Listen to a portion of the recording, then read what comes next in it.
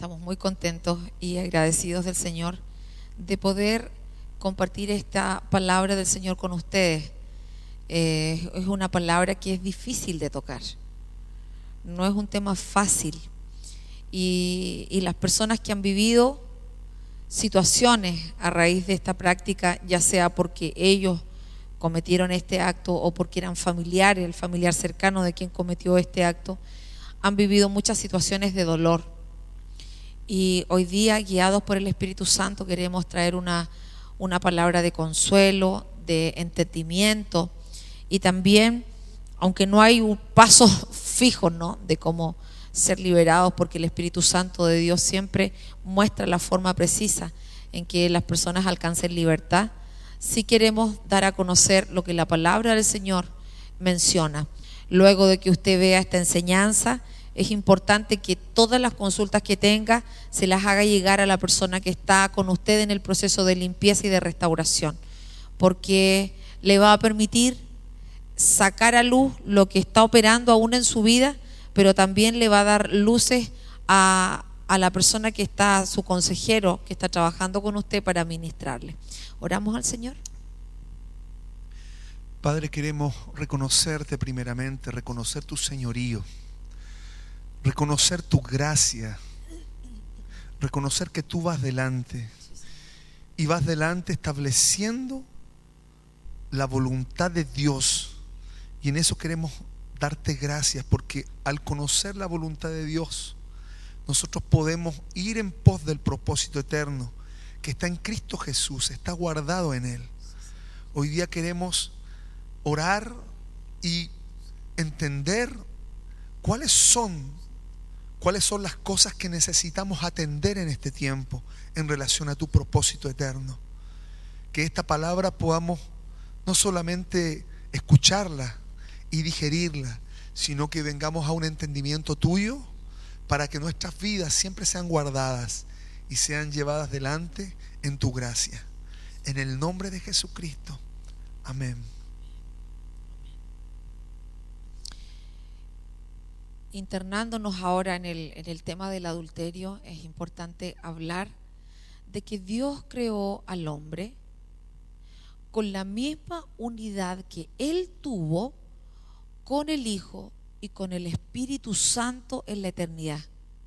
Cuando el Señor crea al hombre y lo crea a su imagen y a su semejanza, lo que está poniendo en él es esa capacidad de tener unidad con el hombre. ¿Para qué? Para tener una comunión completa. Nosotros sabemos por la palabra que el hombre rompe esta comunión en el Edén cuando peca contra Dios, y así es que se altera el diseño de unidad y se desconecta del propósito celestial.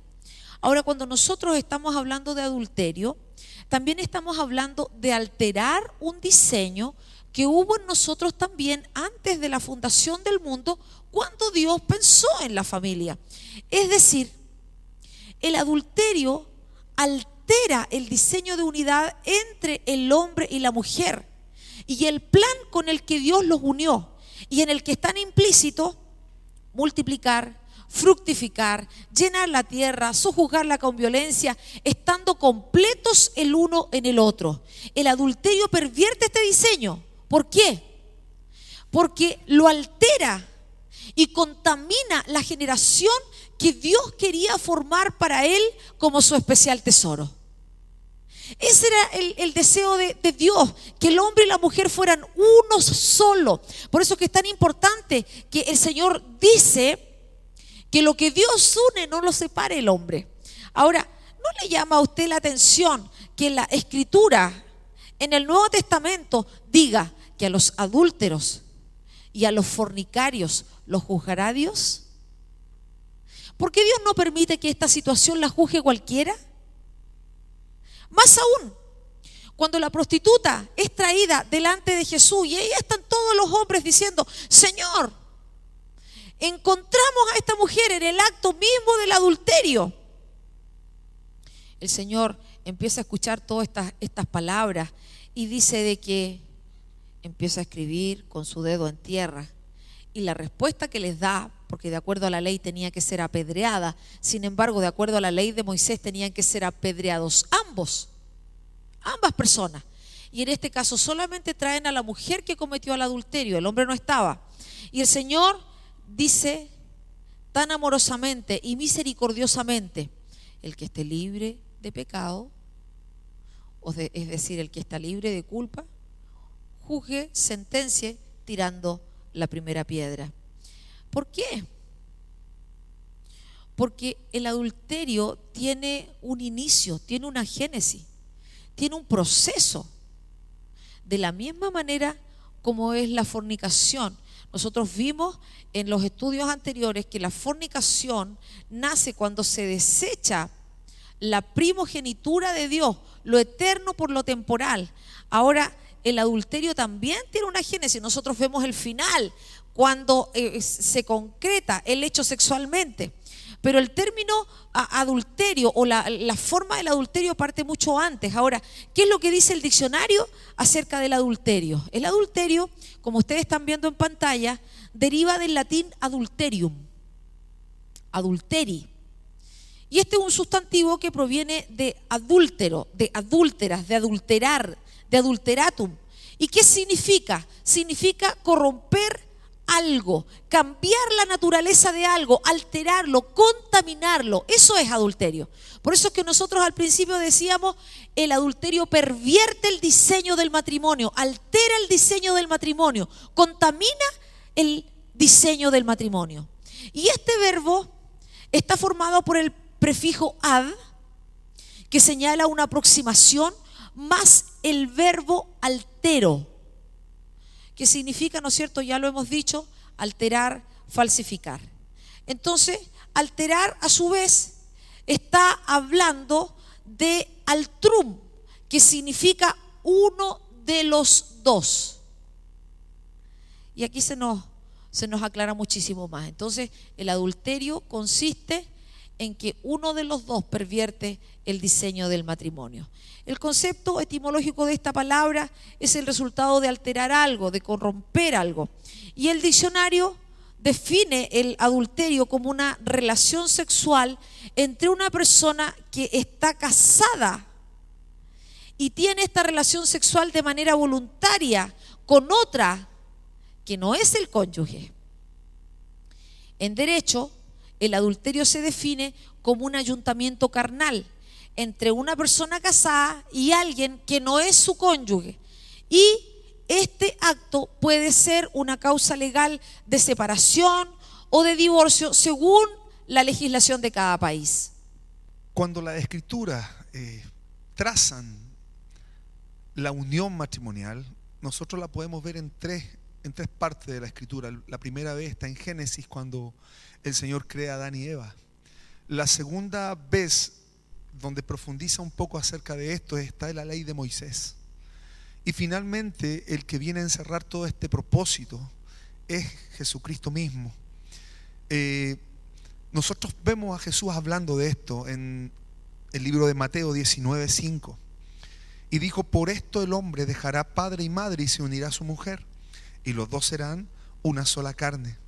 Así que no son ya más dos, sino una sola carne. Por tanto, lo que Dios juntó, no lo separe el hombre. Hay algo importante dentro de las palabras de Jesús, y es lo que se establece como decreto en relación al matrimonio, ¿ya? Y es: lo que unió Dios, no lo separe el hombre. Jesucristo hace una intervención separando dos cosas o dos ambientes, porque aquí hay una voluntad. Cuando está diciendo lo que unió Dios, está hablando lo que se unió en los cielos, lo que se unió en la eternidad, lo que se unió en el ámbito de Él.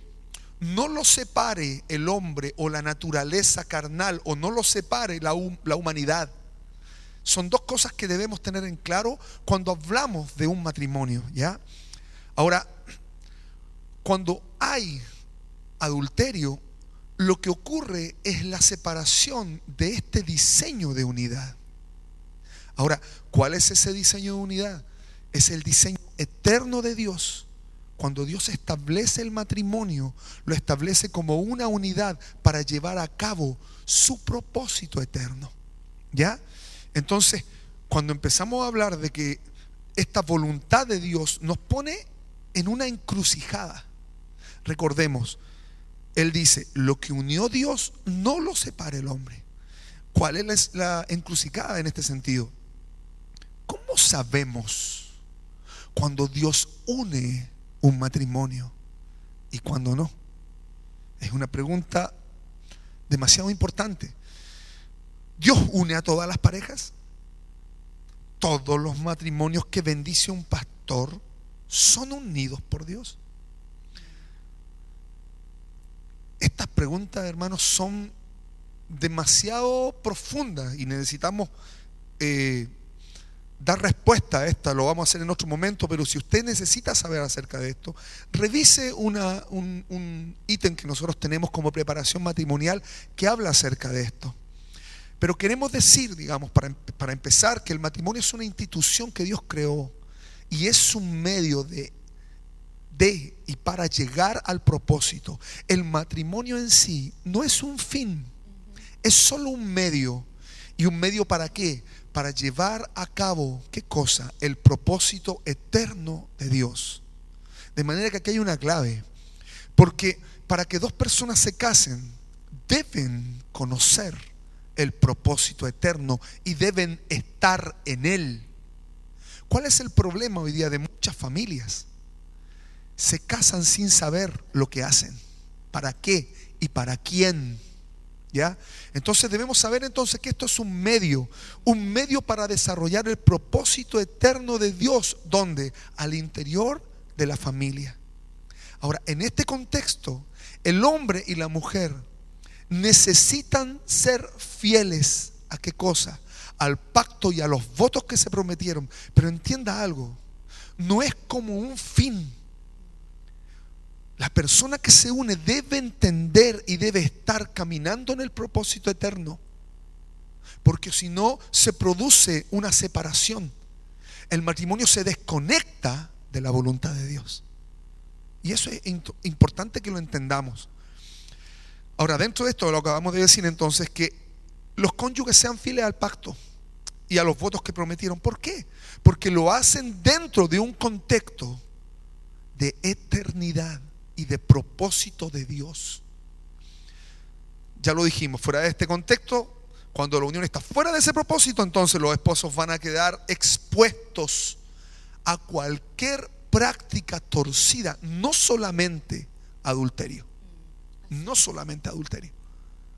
a todo tipo de práctica que está fuera de ¿qué cosa? Del propósito. Vamos a dar un ejemplo de esto. Los judíos esto lo entendían de una manera sobrenatural. Ellos tenían un cuidado único al momento de que la pareja iba a unirse en matrimonio. Para ellos no es solamente una unión simple. Para un judío el matrimonio es la reunión. Es la reunión. Y aquí la palabra reunión nos lleva a ¿qué cosa? A Efesios 1, cuando el Señor decía que Él quería reunir todas las cosas en Cristo Jesús. Por lo tanto, estamos hablando que para un judío entonces era la reunión de dos mitades que volvían a unirse en la tierra, porque ya estaban unidas en la eternidad. ¡Wow! Cuando uno empieza a entender este contexto y este concepto, ellos entonces, cuando la palabra en Génesis dice no separe el hombre lo que ha unido Dios, ellos entendían que ellos habían sido unidos en la eternidad y venían a la tierra a unir los cielos y la tierra en esta unidad que es la reunión de la voluntad del cielo con la voluntad de la tierra. En hebreo, la ceremonia del casamiento se llamaba Kiddushin y estaba relacionado con consagración Es decir, ellos se apartaban el uno para el otro. Por lo tanto, la institución del matrimonio, hermanos, es una idea divina que sirve para más que simplemente formalizar una reunión o una relación. Estamos hablando de un proceso por el cual dos partes de la misma alma logran fusionarse y completarse. Y para que esto funcione, deben, hermanos, respetarse las instrucciones que Dios mismo nos dio para que esto se lleve a cabo. En este sentido, hermanos, el hombre se puede casar solo cuando tiene el entendimiento y la revelación de la palabra o de la Torá. Esto es fundamental. Por eso estábamos hablando de unir los cielos y unir la tierra. Y es por eso que hoy día vemos tanto matrimonio destruido. Porque la gente se casa solamente porque la tierra está influenciando este matrimonio. Pero no hay una voluntad de eternidad y menos de introducirnos en el propósito eterno de Dios. Vamos a dar un ejemplo que es el caso de Isaac. ¿A qué edad se une Isaac en matrimonio? A los 40 años. La unión divina, ¿dónde ocurría en el caso de los judíos? Ellos, esa unión divina donde hablamos que eran, donde se unían dos mitades, ellos la hacían en una especie de casita pequeña que se llamaba Jupá. Y en ese lugar era el lugar de encuentro de lo que Dios nuevamente había unido, lo que estaba unido en el cielo y lo que estaba acá en la tierra. Se une ¿dónde? En la Jupá. Ese era el lugar de encuentro. Se da cuenta que no era solamente un adorno, tenía un profundo significado. Nosotros muchas veces vemos matrimonios donde los contrayentes ponen una cantidad de figuras y de cosas, pero que realmente no están contenidas dentro de esa unión. Para un judío este lugar era un lugar de reunión y hablaba claramente de la voluntad del cielo y de la voluntad de la tierra. Entonces, estos elementos forman parte de esta unión matrimonial y obedecen, como dijimos, a una revelación de esto mismo. La gente entonces no llega a este momento sin conocimiento y sin revelación. Llegan con una revelación clara y un conocimiento. ¿De qué cosa? ¿Revelación de qué? De la voluntad del cielo. ¿Y conocimiento de qué? De la Torá. No era cualquier edad. No era cualquier edad. Si vemos toda la preparación previa al matrimonio, entonces no es difícil entender, hermanos, que Dios ordene en Éxodo 20:14. Este es el contexto, hermano. No pierdas de vista el contexto. Desde este contexto, Éxodo 20:14 dice: no cometerás adulterio. Adulterio, en su raíz primaria, estamos hablando del Strong H5003. La palabra es nahaf, y que significa cometer adulterio. Esto figurativamente es apostatar o volver atrás. Apostatar es volver atrás. Adúltera viene, ahí se derivan las palabras adúltera, adulterar, adulterio, adúltero, cometer adulterio, fornicar. Y comprende todo tipo, y aquí es importante, todo tipo de infidelidad. Esta ordenanza, hermanos, es porque el adulterio viene a pervertir el diseño eterno de Dios. Pero también abarca todo tipo de infidelidades con personas. Y aquí no solamente estamos hablando de personas, estamos hablando también de pornografía, masturbación. Tiene que ver con una imagen, con la imagen que tú llevas a la unión.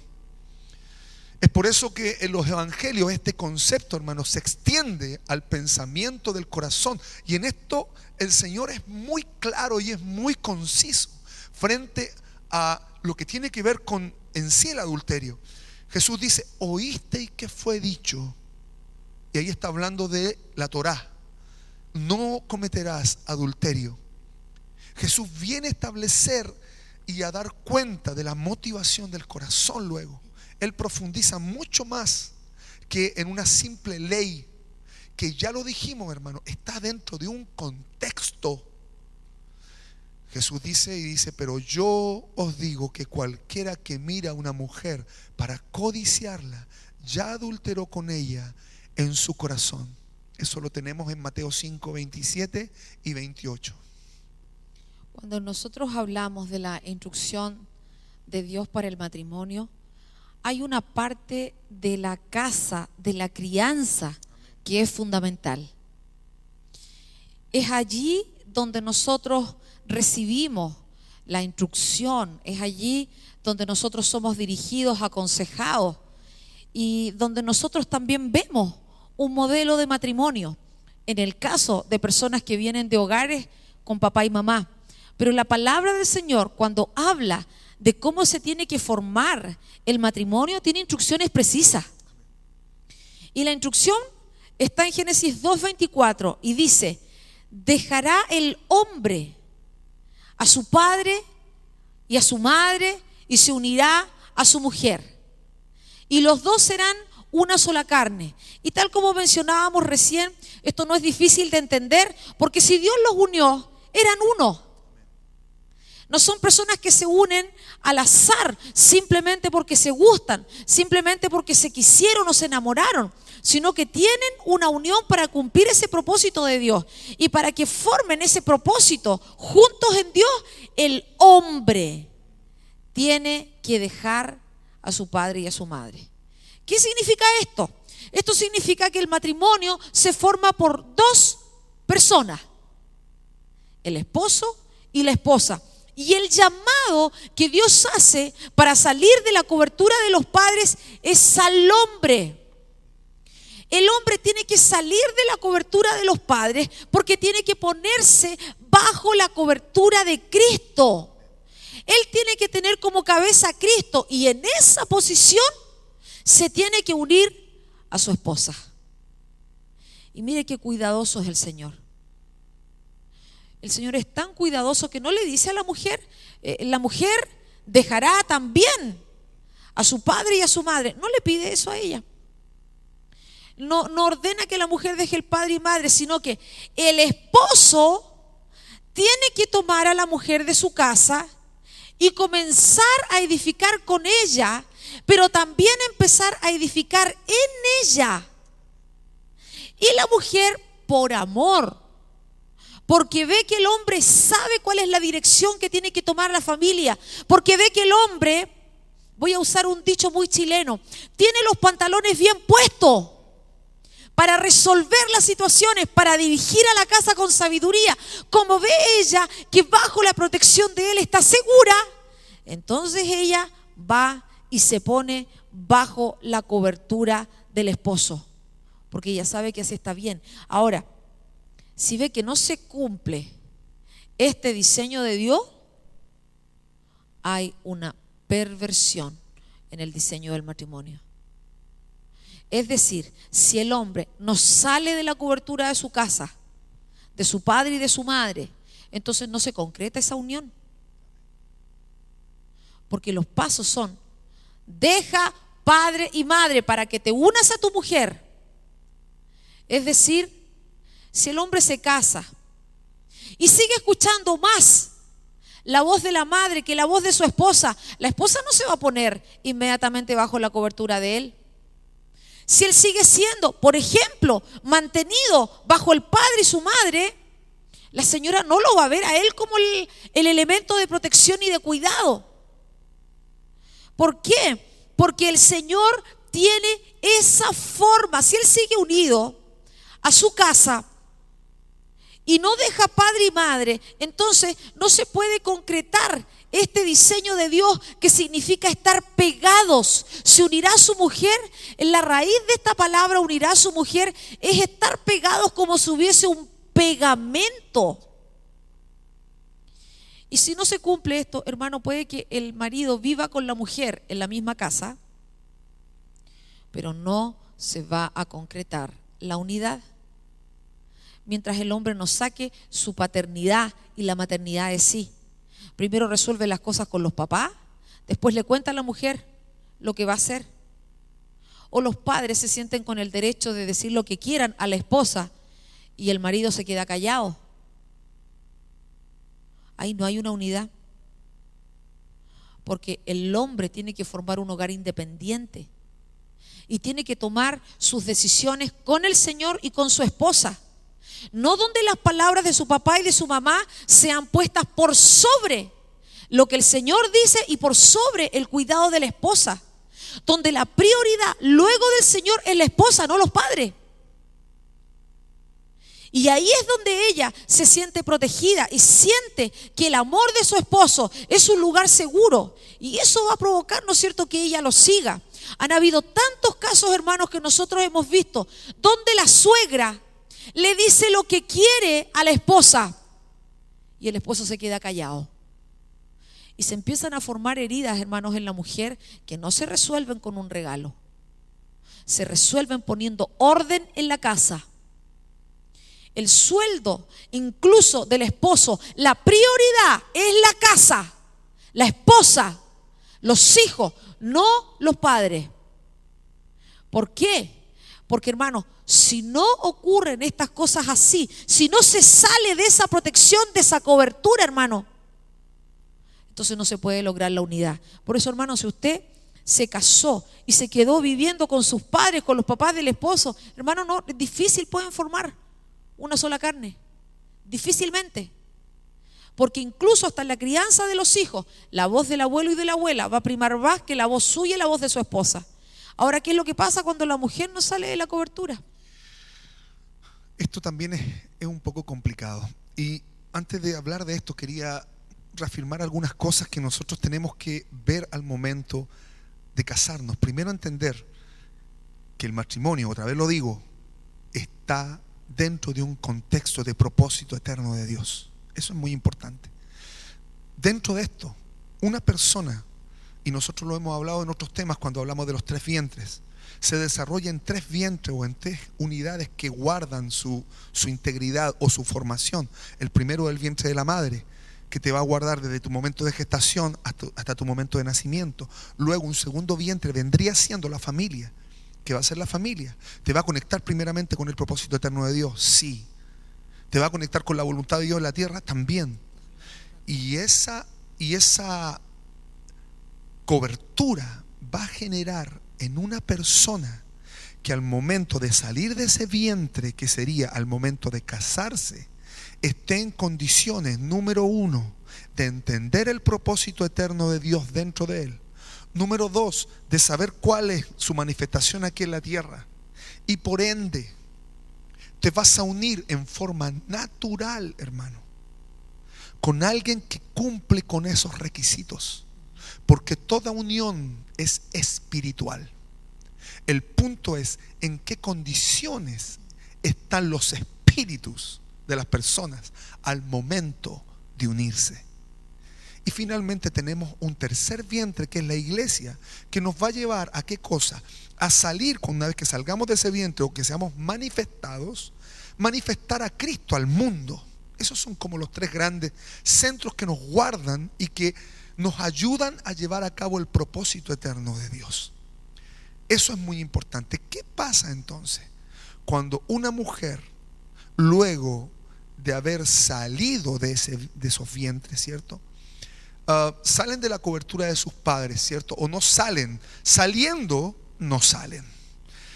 Cuando hablamos de esta otra parte de la unidad, que es la mujer, lo que decimos, hermano, es que una mujer no sale de la cobertura de sus padres. La que no sale de esa cobertura es una mujer que tiene como prioridad su casa paterna, y no su esposo. Por eso dijimos, saliendo no sale. O sea, quedó con procesos inconclusos de ese lugar. Y es por eso que cuando tenemos este tipo de personas, son personas que constantemente están volviendo a su casa, porque nunca han cortado el cordón umbilical que los unía a sus casas. Y este tipo de mujeres no consideran importantes las necesidades de su esposo. Y por decirlo de algún modo, es más hija de sus padres que esposa de su marido. También puede ser, hermanos, que sea más madre, y esto en el concepto mismo del matrimonio, más madre que esposa. Y hay un ordenamiento de parte del Señor. Cuando te hace unirte, te hace ser una carne primeramente, y luego el fruto del vientre o el fruto de la unión son los hijos. Pero siempre la prioridad la va a tener la unión. Luego el fruto es una consecuencia. Entonces tenemos dos cosas: una esposa que no quiere salir del vínculo de sus papás, y a la vez una esposa que ya ha salido, pero que dentro del matrimonio da más prioridad a sus hijos que a su marido. Y esto tiene sus razones también, ¿cierto? Una puede ser en el caso de que ella se devuelva al cordón de sus padres porque el esposo no la cubre, o porque el esposo no tiene voz o no tiene autoridad y no ha salido de su casa. Y es por eso que espiritualmente la mujer sigue anclada a sus papás, porque ella no ve protección ni dirección en el esposo. Por eso que Dios dice claramente: dejará el hombre. Cuando el hombre deja padre y madre, se une a la cobertura, como decía la pastora, se une a la cobertura de su esposo. Pero eso no es conceptual, eso es vida. Ella se siente cubierta, siente que emocionalmente alguien la cobija, siente que económicamente es sustentada. Entonces se va a un lugar o a una habitación o va a ser un nido nuevo. ¿Por qué? Porque ella ya viene de un proceso que terminó y siente que el proceso que viene ahora es un proceso mayor. La otra razón es por incredulidad de la mujer, y aquí la responsabilidad es de ella. Es decir, el hombre la cubre, pero ella nunca resolvió su salida de su hogar. Nunca resolvió. ¿Y qué es resolver? Cuando estamos hablando, hermanos, de resolver, estamos hablando de que hay situaciones de carácter formativo o de carácter emocional que la familia de ella nunca cubrió. Y en ese sentido, la mujer vuelve a buscar o a querer terminar un proceso que nunca terminó en ella. Eso habla en relación a la incredulidad. Esta persona no puede salir de su hogar porque su situación familiar, espiritual, no está resuelta. Y para ella la voz de sus padres, y esto es muy importante, es más importante emocionalmente y espiritualmente que la voz de su esposo. O sea, en este sentido, esa persona o esa mujer o esa esposa está velada, tiene velos de incredulidad. Y no va a importar lo que el esposo haga. ¿Por qué? Porque cuando hay un velo, hermanos, el esposo puede mostrarle a Cristo mismo, pero si está velada, no lo va a ver. Es así de simple. Haga lo que él haga, para ella va a ser secundario. ¿Por qué? Porque no terminó su proceso anterior.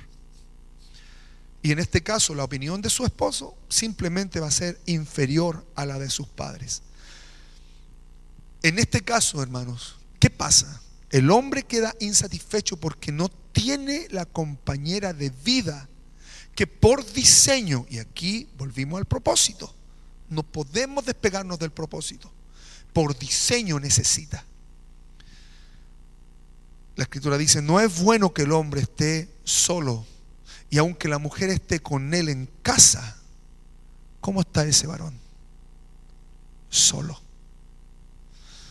Y el hombre queda expuesto no solo a la infidelidad, sino también a otro tipo de prácticas que vengan a llenar de alguna manera el vacío que está en el interior, producto de que la unión no está consumada. Por eso es que cuando nosotros vemos la forma de infidelidad del adulterio, este es el resultado de cosas de atrás. Porque cuando una persona se casa incompleta, es decir, no tuvo su proceso de sanidad interior. Pongamos un ejemplo, fue abusada, la mujer fue abusada, luego se une en matrimonio y tiene dificultades para tener intimidad sexual, ya comienza a ser infiel al pacto. O como hablábamos recién, tiene hijos y como vivió abandonado o abandonada, la prioridad son los hijos, ya fue infiel con los hijos. O se casaron, se unieron en matrimonio porque estaban embarazados, comenzaron con un problema, o los padres no estaban de acuerdo con la unión matrimonial. Se da cuenta que hay muchas formas en que el matrimonio queda expuesto. Dijimos antes, lo que Dios unió no lo separa el hombre, pero Dios, por ejemplo, no va a unir a dos personas que están en fornicación. Pero para que nadie diga nada, se casaron en silencio sin haber confesado antes que habían tenido actos sexuales. No se confesó, solamente se paró la práctica. Si es que se detuvo esa práctica, el matrimonio queda expuesto a la infidelidad, porque hubo engaño en el principio. O sencillamente, hermano, bien claramente hablábamos hace un momento que la unión siempre tiene una atracción espiritual.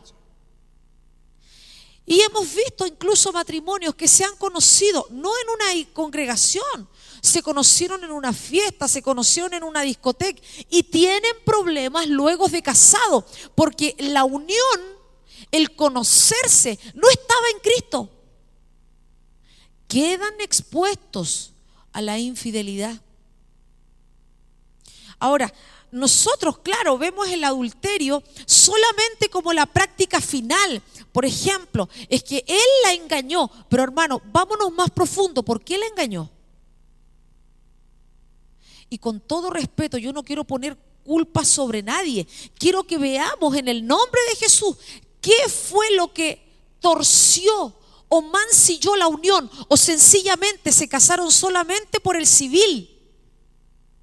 Nunca invitaron al Señor al pacto, el Señor nunca los unió, porque nunca tuvieron una ceremonia delante del Señor en cualquier lugar, en la iglesia, en el salón donde se casaron. Y si el Señor no unió eso, ¿quién dice que una persona no lo puede separar? Y quedan expuestos a la infidelidad. También está la infidelidad, hermanos, con el trabajo. El marido no llega nunca, está trabajando todo el día y la mujer queda sola.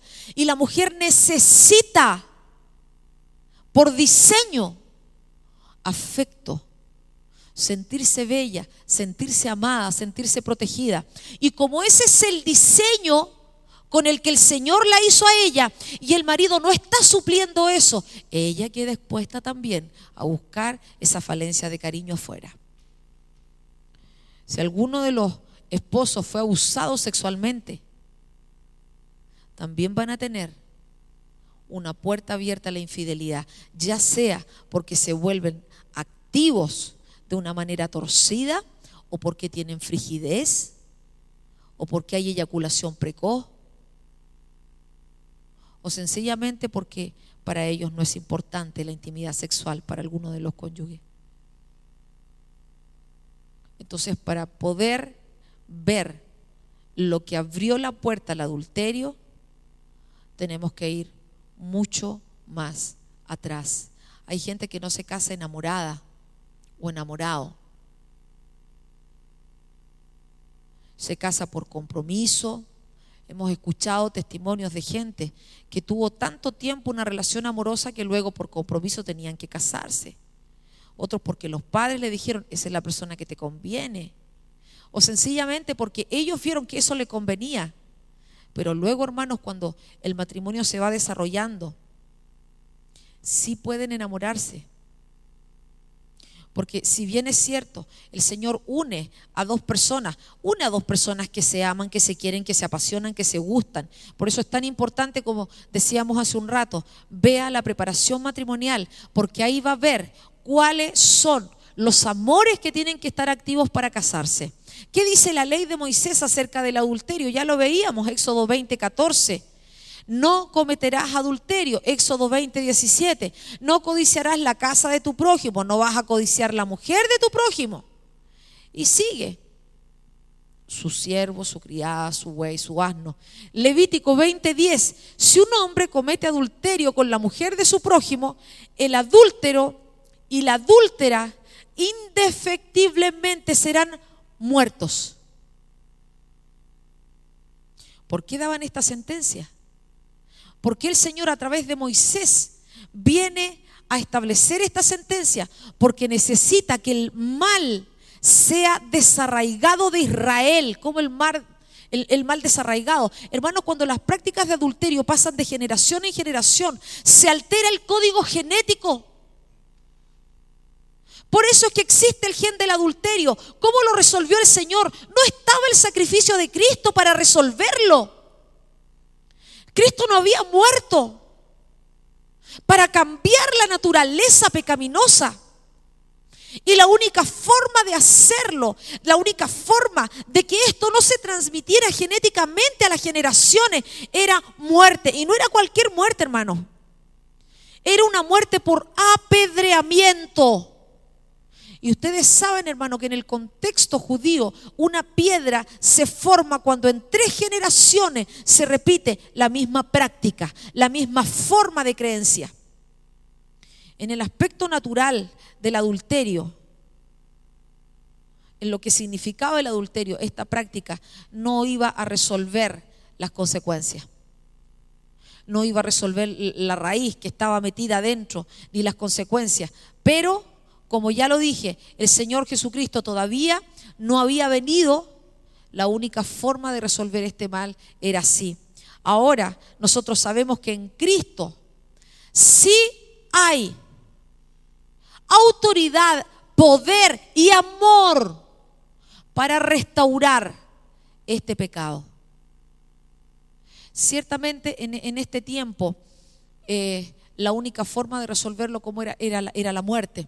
Pero eso no quiere decir de que hoy en día no existan consecuencias espirituales de esta práctica. Porque puede ser que la muerte literal no venga sobre una persona hoy, en nuestros días, cuando se comete esta forma de adulterio, pero sí hay consecuencias espirituales.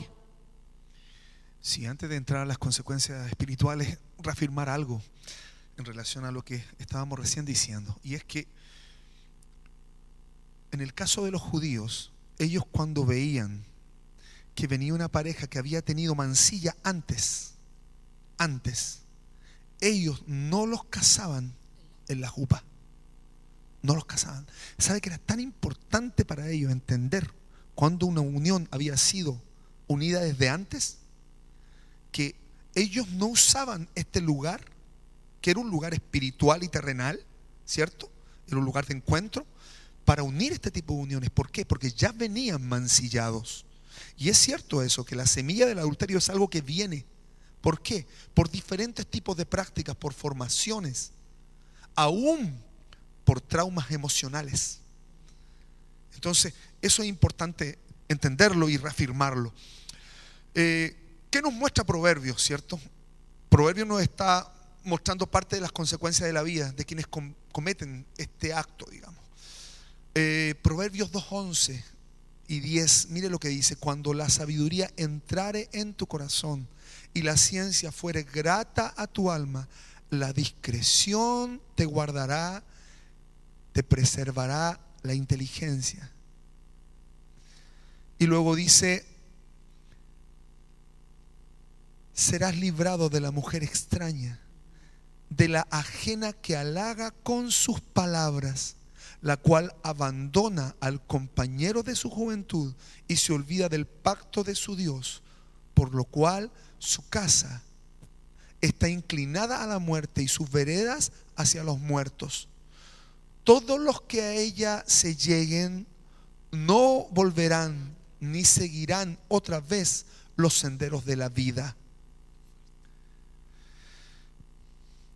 Vamos a ver algunas partes importantes de este proverbio. Dice, primero, la mujer extraña.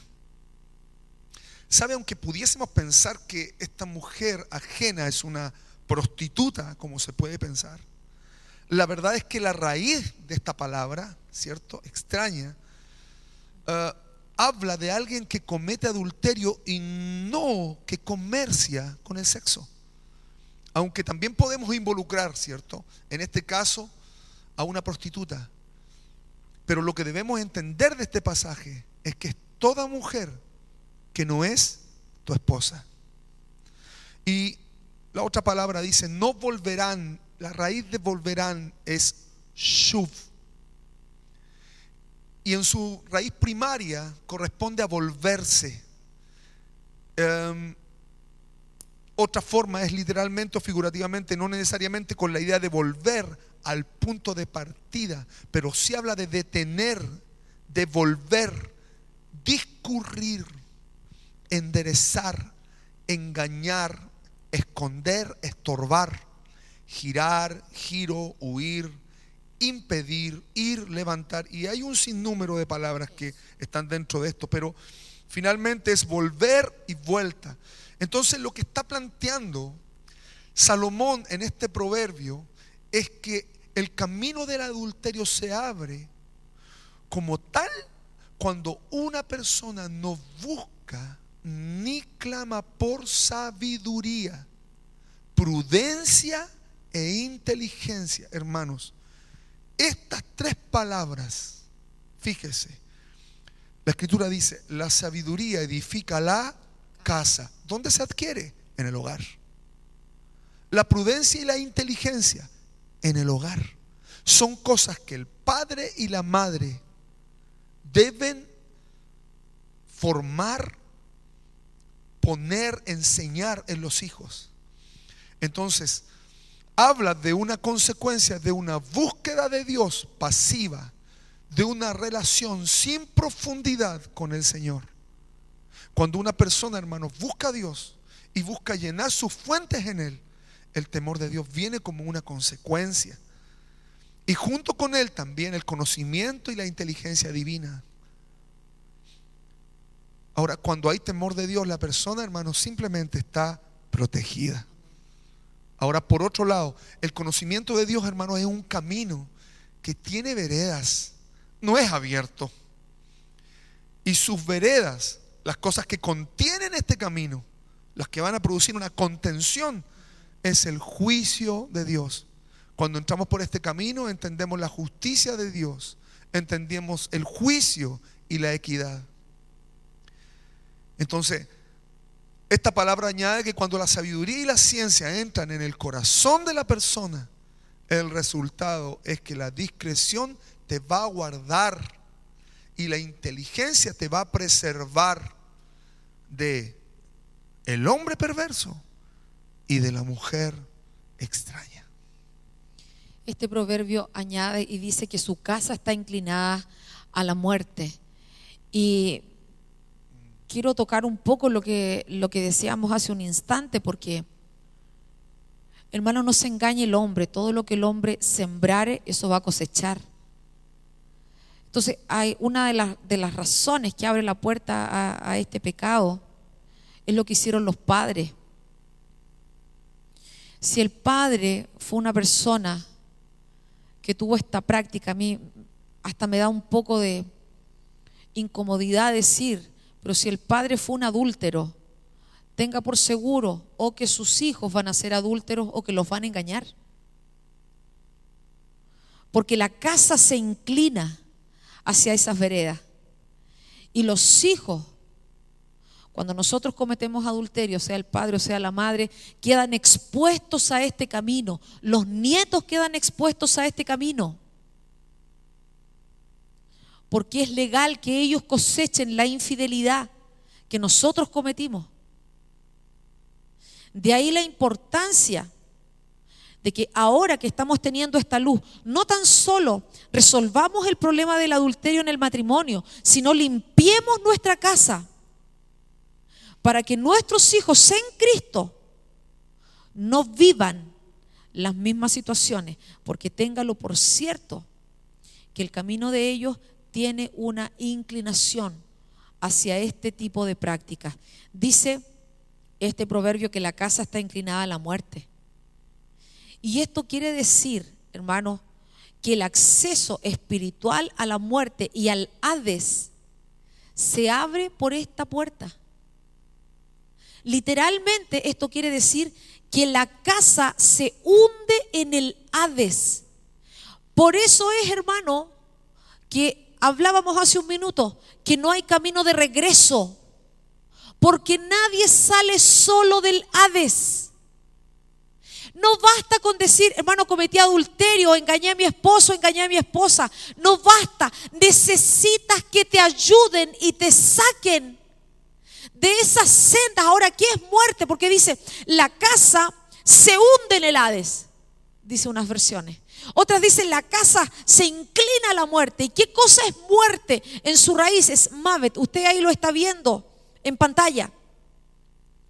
Y significa una muerte. Y esta muerte, hermano, en la raíz de esta palabra puede ser de forma natural o puede ser una muerte violenta espiritualmente. Y concretamente, hermano, significa muerto. Y el lugar espiritual de muerte es Hades. Y Hades, que significa tanto lugar como estado de muerte. Pero no solamente es esto, hermano, significa pestilencia, ruina. Ahora, hemos conocido, no un caso, si dijera que es un caso, hermano, estaría faltando a la verdad. Las personas que se han unido con una persona casada y han formado su propia vida, tienen problemas económicos notorios. Y lo que en un minuto pareció ser estupendo, en el tiempo se empieza a ver la esterilidad. Y es que las personas que cometen este pecado y siguen con esa pareja o vuelven atrás tratando de restaurar las cosas, no precisamente mueren físicamente. Aunque sí, hermano, la muerte puede tocar a algún miembro de la casa. Pero lo primero y lo más terrible que significa esta muerte es la muerte espiritual, hermano, porque la paga del pecado es muerte. Más aún, los ambientes que rodean a estas personas empiezan a manifestar los efectos de la muerte. Por ejemplo, la relación sana de la familia se empieza a deteriorar. Las finanzas se afectan y solamente usted tiene que verlo en lo natural, hermano. Tiene que mantener la casa y a la vez mantiene la otra relación. La persona ya empieza a experimentar aflicción porque puede ser que lo vean, que la detecten. El temor constante de ser visto. Y en la medida que esta práctica se sigue realizando y llevando a cabo, la conciencia que al principio estaba activa se empieza a cauterizar por la práctica de este pecado. Y la persona literalmente es puesta en lugares espirituales como el Hades. Entonces, hermanos, aunque vivan juntos, si no se saca a la persona de estos lugares, la relación no se restaura. Conocimos el caso de una persona que literalmente murió por una enfermedad catastrófica, porque la amargura de este pecado, al ser puesto en estos lugares del infierno, no la pudo superar y falleció. El Hades, que si usted lo busca en el Strong, es el G86, es un lugar espiritual. Y ahí están ciertamente almas que han partido, porque el Hades forma una parte del infierno, pero también es el lugar donde personas que están vivas pueden habitar. Y el Hades tiene puertas, tiene acceso. Al Hades, hermano, no se llega por casualidad. Déjeme decirlo, que no se llega por casualidad. Y ahí usted puede leer Mateo 16, 18. Pero como dice esta palabra de Mateo, las puertas del Hades no prevalecen contra la iglesia. Dios le da las llaves del Hades a la iglesia. Por eso que el único que puede ayudarte para resolver este problema es Jesucristo a través de la iglesia. Pero para que una persona salga de este lugar espiritual, necesita primero el arrepentimiento, el cambiar la actitud y la confesión de este pecado. Necesita ser libre espiritualmente, porque las ataduras más terribles, hermanos, son las de esta práctica. Se necesita sacar a la persona de allí y de las regiones de tormento. Y al otro cónyuge también hay que ministrarlo, para que pueda no tan solo perdonar, sino soltar la situación, la aflicción, entender cómo pasó esto, hermano. Si nosotros vemos, como le decía el Hades en el Strong, en este lugar es tan terrible, hermano. Yo no estoy hablando de nada que a uno se le ocurrió, sino lo que dice la palabra del Señor. Están los espíritus de los muertos perdidos. La persona se extravió y queda en esos lugares de extravío y no sabe cómo resolverlo. Y hermano, porque es mucho más allá que algo natural. Porque, por ejemplo, si está en la casa y no está hablando, entonces el cónyuge engañado le dice, claro, ya estás pensando en la otra persona. O si llega tarde, claro, no querías llegar a la casa, seguramente querías estar con la otra persona. O cualquier situación la asocia porque están presos en esos lugares espirituales. El Hades son lugares de abatimiento, de aflicción, son la morada de los muertos. El Hades son pozos de aflicción. Y las personas que cometen este pecado experimentan este tipo de sentimiento. Y como digo, no se excluye de esto al cónyuge. Si el engañado experimenta las mismas cosas. Lo experimentan los hijos, lo experimenta la familia entera. Que cuando se enteran de que uno de los padres cometió este tipo de práctica, sufren daños tan profundos en la confianza, porque la confianza se quebrantó en lo más íntimo, como lo es la unión matrimonial. Y usted ahí que está recibiendo este material, anote Lucas 10:15, anote Lucas 16:23 y léalo. ¿Por qué, hermano? Porque el adulterio es mucho más que un problema de los dos esposos, porque el matrimonio le da la solidez a la familia.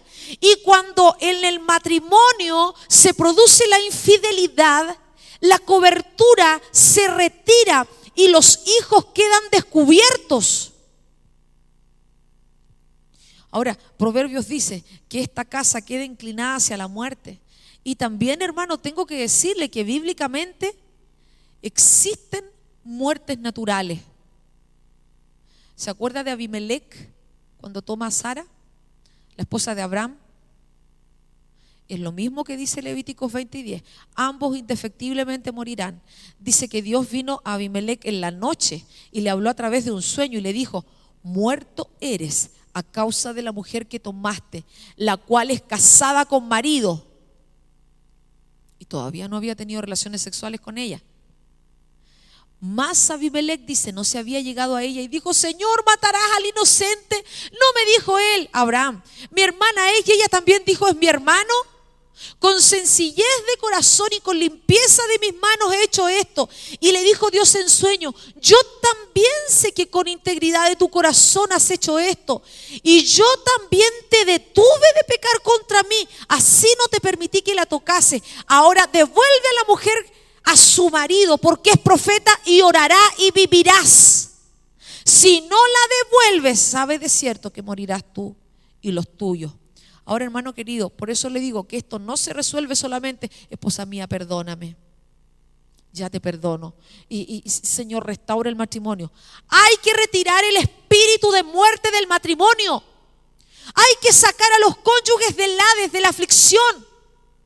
Hay que sacar la casa de la inclinación a la muerte. Es mucho más profundo. Hay que restaurar la unión. Hay que volver a unir los espíritus, las almas que se separaron. Pero hay que mirar primero por qué llegaron a ese punto. Otro ejemplo que habla de lo complejo que es este pecado y de lo terrible que es. Y de cómo este pecado también viene a afectar a la familia completa. Lo podemos ver en el libro de Segunda de Samuel, ¿cierto? 12 del 9 al 12. Mire lo que dice. ¿Por qué pues tuviste en poco la palabra de Jehová, haciendo lo malo delante de sus ojos? A Urías heteo heriste a espada y tomaste por mujer a su mujer, y a él lo mataste con la espada de los hijos de Amón, por lo cual ahora no se apartará jamás de tu casa la espada, por cuanto me menospreciaste y tomaste la mujer de Urías heteo para que fuese tu mujer. Así ha dicho Jehová: he aquí, yo haré levantar el mal sobre ti de tu misma casa, y tomaré tus mujeres delante de tus ojos, y las daré a tu prójimo, el cual yacerá con tus mujeres a la vista del sol. Porque tú lo hiciste en secreto, mas yo haré esto delante de todo Israel y a pleno sol. Usted conoce esta historia, ¿cierto? Parte con David en el terrado, ¿cierto? En tiempos de guerra, ve una mujer, la codicia. Luego de eso, tiene intimidad con ella para deshacer la situación, porque ella justamente se embaraza de él. Va y manda a primera línea, manda cartas, manda decretos por medio de su general para que Urías heteo, que era el esposo de ella, que era un soldado, una persona de la guerra, fuera muerto. Y en estas circunstancias muere Urías heteo. Fíjese la sentencia que él tiene por menospreciar al Señor. Él abre una puerta para que se toque el diseño celestial y influye y da, y esta puerta se abre para que sus hijos queden expuestos a esto. Y uno, primeramente, el primer decreto de muerte es: muere la guagua. Pero luego de esto dice: lo que tú hiciste en el silencio, en la oscuridad, ahora tus hijos lo van a hacer a presencia de todos, a la luz del sol. Y esa palabra, hermano, realmente se cumple. Se cumple. Las aberraciones que hicieron sus hijos. En el caso de Absalón, en el caso de Amón, ¿cierto? Que se mete con Tamar. Hay todo un asunto que empieza a traer consecuencias en las generaciones. Por eso el Señor nos guarde de esto, hermanos. Nos guarde porque, y primeramente, antes de guardarnos, hermanos, que los diseños de matrimonio celestial se manifiesten en la iglesia. Porque todo esto viene de una perversión de cómo nosotros concebimos el matrimonio. El Señor pueda ordenar en nuestras generaciones toda alteración, hermanos, que viene como forma de adulterio. Otra forma, ¿cierto? Y es cuando la palabra dice veredas hacia los muertos, ¿cierto? Que Proverbios en el 2:18 lo habla. Su casa se inclina hacia la muerte, sus sendas hacia el país de las sombras. La versión, hermanos, de este pasaje, la versión textual de esto, que es la traducción de los originales hebreos al español, dice que estas sendas llevan virtualmente, hermanos, al país de las sombras. Si vemos la palabra país, nos referimos a un gobierno, a un tipo de gobierno, es decir, la persona, ¿cierto?, va a estar bajo la jurisdicción de las tinieblas. Todos los que se lleguen a ella no volverán ni seguirán otra vez los senderos de la vida. ¿Sabe lo que trae, hermanos, el adulterio? Trae afrenta. Trae todo tipo de injuria, porque es una voz de decreto, es una sentencia. Y es una sentencia que se escribe en las casas y trae vergüenza. Dice que nunca más se quita de quien lo comete. Eso lo puede revisar en Proverbios 6, 32 al 33. Y aunque pasa, hermanos, el tiempo y se haya terminado esta práctica, siempre está el recuerdo del acontecimiento y de la injuria presente. ¿Por qué? Porque viene a escribirse, hermanos, en las casas. Por otra parte, cuando el verso que estamos viendo enseña que quienes se llegan a la mujer ajena jamás volverán, también podemos interpretar esto viendo lo profundo que son este tipo de prisiones.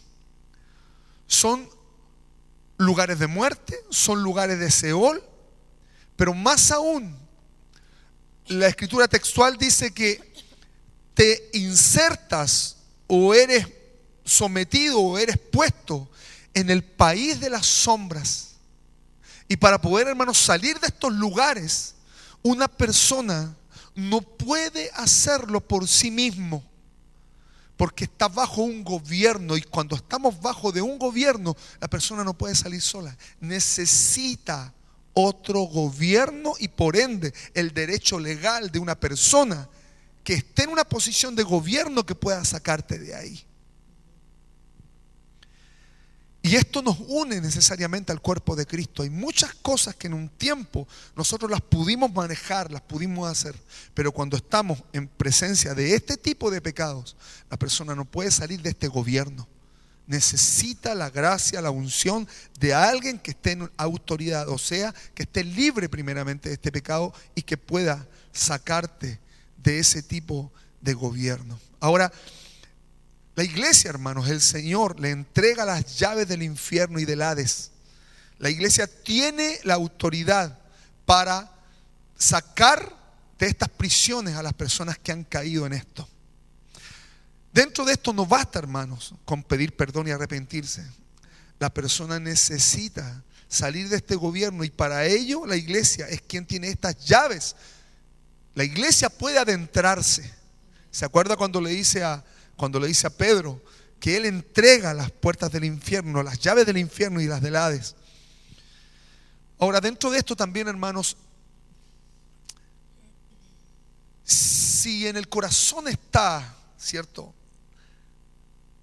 el restaurar el matrimonio, los cónyuges necesitan, ¿cierto?, en este sacar de esos lugares, de sacar de ese país o de ese gobierno, de ese lugar espiritual, los cónyuges necesitan ser ministrados para encontrar la libertad y unirse en Cristo como al principio. Por eso, hermano, este verso dice que quien se llega a ella nunca más volverá. Y en esto podemos añadir algo: con sus propias fuerzas. Hermanos, necesitamos la cobertura del cuerpo de Cristo, necesitamos la ayuda, la manifestación, la ministración, la enseñanza de personas que nos puedan ayudar a salir de esto. Y no solamente la enseñanza, sino que poder descubrir qué elementos están en nosotros o en nuestros antepasados que vinieron a hacer estos elementos, a gatillar esta práctica. Y eso solo podemos encontrar en el cuerpo de Cristo. Amén. Esto, cuando los esposos quieren restaurar el matrimonio, hay tantas cosas que hay que tocar en el nombre del Señor, porque como dice la palabra en Proverbios, el fin del adulterio es amargo como el ajenjo.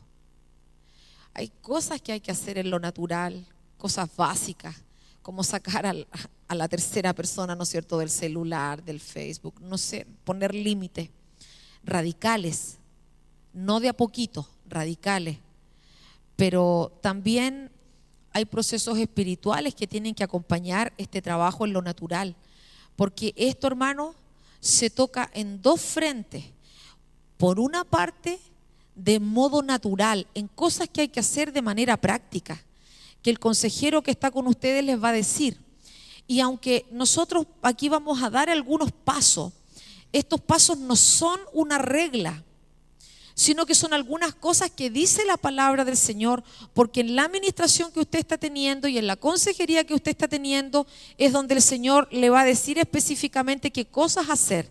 Porque una cosa es restaurar el lecho que se mancilló, separar su espíritu de las personas a los que ambos cónyuges se unieron, sacar el condimento demoníaco que participó en todo este acto, retirar de esos lugares del Seol y qué sé yo, pero también hay que reavivar el amor, la confianza. ¿Cómo se va a trabajar en la confianza? ¿Cómo se va a trabajar con los hijos que se enteraron de esto? Entonces, pero de alguna manera quisimos hacer un punteo muy básico. Y es que nosotros tenemos que entender que Dios perdona el pecado, ningún problema. Él lo perdona, Él es infinitamente amoroso. Pero la consecuencia de la siembra se tienen que vivir. Porque para el Señor, la fidelidad con la mujer del pacto y la compañera de vida que Él nos dio, o el compañero de vida, es fundamental. Por ejemplo, si en ese caso de adulterio se gestó un hijo por fuera del matrimonio, no se puede dejar ese hijo abandonado. Hay que vivir la consecuencia, tendrá que dar la pensión alimenticia mientras el niño exista, pero eso no implica que el hombre siga teniendo una relación íntima con la madre del hijo. Tendrá que ser en mutuo acuerdo con la esposa los días de visita, no solamente del hombre. Dice Malaquías 2, 14 y 15, más diréis, ¿por qué? Porque Jehová ha testiguado entre ti y la mujer de tu juventud, contra la cual has sido desleal, el testimonio, con la cual has sido desleal, siendo ella tu compañera, la mujer de tu pacto. ¿No hizo el uno, habiendo en él abundancia de espíritu? ¿Y por qué uno? Porque buscaba una descendencia para Dios. Guardaos pues en el espíritu, no seas desleal para con la mujer de vuestra juventud. O sea, aquí está hablando de la contaminación espiritual. Y para que una persona sea libre de este camino, la única puerta es Jesucristo. No hay un método que pueda liberar a una persona de la oscuridad más que el Señor Jesús. Y es el Espíritu Santo de Dios el que tiene que operar para mostrar cómo liberar la contaminación del espíritu por el testimonio que fue puesto, porque no es una persona la que atestigua. Es el Señor que está diciendo, yo estoy contra ti porque tú fuiste desleal con la mujer de tu pacto. Y a través de la victoria de Jesucristo en la cruz del Calvario nos va a decir cuáles son los pasos necesarios para iniciar el camino de libertad. Tenemos entonces Proverbios 28:13 que nos va a ayudar mucho en esto. El que encubre sus pecados, dice, no prosperará más. El que los confiesa y se aparta alcanzará misericordia, ¿cierto? Hermanos, es importante que la persona que se acerca, ¿cierto?, a alguien que pueda ayudarle en el Señor, no solamente escuchando su necesidad, sino que además tenga la autoridad para remitir sus pecados. Hay algo que es importante. La iglesia tiene la autoridad para remitir pecados. Cualquier persona, no cualquier persona. Son los ministros que el Señor instituyó para esto, ¿cierto? Que nos pueden ayudar, ¿cierto? Y están en esa condición y en esa posición espiritual para hacerlo, ¿cierto? Juan 20:33 dice, una vez que la persona confiesa el pecado y deja la práctica, se puede orar para que el Señor empiece a traer su verdadera sanidad, ¿cierto? El que la persona, hermanos, comience a caminar en luz, empieza a caminar a la luz de la palabra, ¿cierto? Eso es caminar en Cristo, es estar bajo la palabra del Señor, el hacer la voluntad y cumplir con el mandamiento que el Señor nos está dando. Pero también está hablando de caminar en la verdad, ¿cierto? ¿Qué va a provocar caminar en la verdad? Provoca que la sangre de Jesucristo le limpie y borre ese pecado. Cuando esto pasa, hermanos, Dios decide no acordarse más de él. Primera de Juan 1:7 que dice, pero si andamos en luz, como Él está en luz, tenemos comunión unos con otros y la sangre de Jesucristo, su Hijo, nos limpia de todo pecado. Entonces tenemos que entender, hermanos, que la comunión con el cuerpo de Cristo es fundamental en estos procesos que vivimos donde caemos en este tipo de cosas. Sí, y por eso es que esos procesos de verdad son fundamentales. Hay que hablar con la verdad con los cónyuges. Hay que hablar con la verdad con el consejero matrimonial. Dile la verdad. La verdad de lo que pasó y la verdad de lo que estás haciendo ahora. Y si en realidad quieren restaurar el matrimonio, tienen que tener la comunión con la iglesia. Tienen que tener la comunión con el cuerpo de Cristo. Porque cuando una persona se ve envuelta en una relación extramarital, se involucra cada vez más y más en la mentira. Y esa mentira, ¿no es cierto?, es necesaria para poder sustentar la vida doble. Entonces la consecuencia de vivir en este pecado es pactar o tener una alianza con la muerte, un convenio con el Seol. Esto no tan solo lo habla Proverbios 3, 5 y 7, sino que también usted lo ve en Isaías 28, 15. Y dice: por cuanto habéis hecho pacto con la muerte e hicimos convenio con el Seol, cuando pase el turbión del azote, no llegará a nosotros, porque hemos puesto nuestro refugio en la mentira, en la falsedad nos esconderemos. Entonces, hay que renunciar a vivir bajo este gobierno. Pero ocurre lo mismo que hablábamos hace un momento atrás. Usted necesita ser ministrado para salir de esos lugares de escondrijos de mentira y guiado por la persona que en el nombre del Señor se le ha sido puesta. Tiene que romper esos pactos, porque si no la muerte le sigue pastoreando y va a seguir pastoreando su familia, va a seguir pastoreando sus finanzas, va a seguir pastoreando su vida. Tanto le va a costar tener esa intimidad con el Señor por la cobertura que tiene sobre usted. Entonces, es necesario la oración de unos por otros, la administración, porque el Señor es el único que tiene el poder para sacar de esa oscuridad. Y eso es lo que enseña Isaías 49:9 e Isaías 61. ¿Qué dice Isaías 49:9? Para que digas a los presos: salid, a los que están en tinieblas, mostraos. En los caminos serán apacentados y en todas las alturas tendrán sus pastos. Y ese es un proceso netamente espiritual. Para restaurar entonces, hermanos, el lecho matrimonial, dice, sea el lecho matrimonial sin mancilla. Es sumamente necesario, hermanos, cerrar todas las puertas de acceso que se hayan abierto y que se hayan dispuesto para que Satanás tome ventaja. Entonces, en esto tenemos que comprender, hermanos, que no se puede seguir teniendo una relación de amistad, ni de comunicación verbal o de mensajería o de todo tipo de contacto que venga a alumbrar o que venga nuevamente a poner encima de la mesa el tema del adulterio, la situación que pasó. Y en eso, en este proceso de sanidad, involucra a las dos partes, siempre va a involucrar. Primero, entender por qué se produjo. Segundo, cerrar las puertas. Y dentro de esto, cerrar las puertas, también entender que las puertas no se abren solas. Y en esto, cuando una puerta se abrió, es porque hubieron situaciones. Entonces, cerrar la relación, ¿cierto? Todo tipo de comunicación, pero del otro lado, también cerrar la puerta.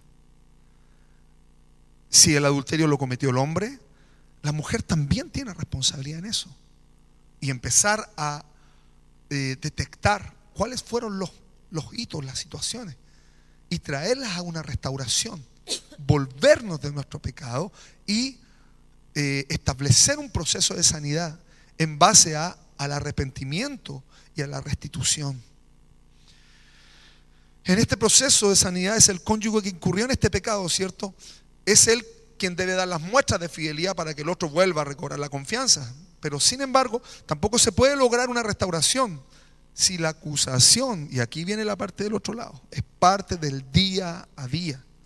Y en esto, ¿cuántas veces hemos visto que se están enrostrando las situaciones y se vuelve a traer a la mesa o a la casa la misma situación? Y eso es porque no hemos perdonado, no hemos olvidado y no hemos querido avanzar.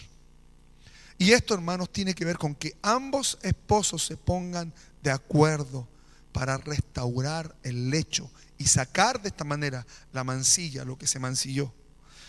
Por lo que es importante en este proceso el amor entre los dos. Primera de Pedro 4:8, ¿qué es lo que dice? Y ante todo, tened entre vosotros ferviente amor, porque el amor, ¿qué va a hacer? Cubrirá multitud de pecados. Ahora, hermanos, también es importante la pureza sexual. Y nosotros en todo este tema nos hemos referido a una relación de adulterio, donde alguno de los cónyuges tuvo una relación esporádica con alguien, pero no hemos pensado en una persona que es adicta al sexo. Cuando una persona es adicta al sexo y constantemente está engañando al cónyuge con diferentes personas, tienes un problema mucho mayor. Y con todo el respeto de las personas que están escuchando este material, pregúntate si verdaderamente conoces a Cristo. Porque una persona que verdaderamente conoce a Cristo empieza a aborrecer lo que el Padre aborrece. Si tú estás en esa situación, que han pasado montones de parejas sexuales en tu matrimonio, habla porque a ti hay que tratarte de una forma distinta. La pureza sexual, hermano, tenemos que separarnos de las uniones sexuales que tuvimos fuera del matrimonio. ¿Por qué? Porque cuando tú tuviste esa intimidad sexual con otra persona, ya en el matrimonio no habían dos teniendo intimidad sexual, habían tres. Entonces ambos cónyuges tienen que limpiarse. Y tienen que limpiarse de toda contaminación que se trajo a la unión espiritual, demoníaca, de iniquidad, incluso, hermano, enfermedades venéreas. Es necesario considerar toda la forma de contaminación. Segunda de Corintios 7:1 dice: así que, amados, puesto que tenemos tales promesas, limpiémonos de toda contaminación. Y aquí están las áreas que tenemos que limpiarnos: de carne y de espíritu, perfeccionando la santidad en el temor de Dios. La oración, otra cosa importantísima y fundamental, hermano, en este proceso de restauración. La oración, hermano, jamás, todos sabemos que la oración es una relación con Dios. En esa relación tú estrechas tu vínculo con el Señor, y no solamente la oración particular de cada uno de los cónyuges, sino que la oración juntos. Hermano, la oración no es un relleno. Su poder es tan grande para que la persona pueda alcanzar limpieza, sanidad, y para mantener también esa pureza. ¿Se acuerda cuando el Señor decía: líbranos de la tentación? ¿Cierto? Y es en ese vínculo en que nosotros podemos restaurar la unidad con Dios y la unidad entre los mismos cónyuges. Y para eso, hermano, es importante pasar tiempos en la presencia del Señor, en forma individual como también en forma de matrimonio, ¿cierto? Porque la oración, hermano, es fundamental. Marco afirma esto, y en el 14:38 del Evangelio dice: velad y orad para que no entréis en tentación. El espíritu a la verdad está dispuesto, pero la carne es débil. ¿Qué es lo que va a hacer la oración? Va a fortalecer nuestros aspectos de carnalidad y va a traer un fortalecimiento del espíritu. Son algunos puntos, hermanos, que quisimos tocar muy brevemente. Aquí usted puede ver de que no va a ser una administración la que usted va a tener, sino un proceso de sanación. En todos los casos hay esperanza. Cuando los esposos están dispuestos y tienen un espíritu enseñable, hay esperanza. En Cristo las cosas pueden ser hechas nuevas. Y queremos decirle que vamos a tener todo el cuidado necesario de sus vidas, el cuidado necesario con la familia, que hemos sido puestos por Dios para ayudarle en el proceso de libertad, no para juzgar, no para condenar, porque nosotros no conocemos las razones que llevaron a esta práctica. Y aún en los casos de personas que son adictas al sexo, que son más terribles, nosotros tenemos que ver qué es lo que pervirtió el diseño de pureza. Seguramente cuando niño no lo sabemos, pero en todas las cosas el Señor le va a hablar. Así que todo lo que usted apuntó, convérselo con su consejero para que el Señor comience a trabajar en su vida. Padre, te damos gracias por esta palabra que tú nos has dado. Permite que a través de tu Espíritu Santo nuestros hermanos reciban esperanza, aliento, y puedan ver un camino en Cristo de sanidad y de restauración. Bendecimos a los que están escuchando este material porque ya dieron el primer paso, ya han decidido tomarse de tu mano para caminar. Y nosotros queremos que no les sueltes, Señor. Te pedimos en el nombre de Jesús que les cubras, que les sanes y que les ministres en esta senda que ellos han comenzado en tu nombre. Gracias, Señor, por darnos la bendición de hablar a tu iglesia, a tu pueblo, a toda la iglesia que tú estás preparando como esa novia ataviada para su marido, para que tu venida, Señor, les encuentre en esto, lavando las vestiduras, limpiando y llenando las lámparas con aceite, Señor, y así esperar en la mejor forma al amado. En el nombre de Jesús, amén.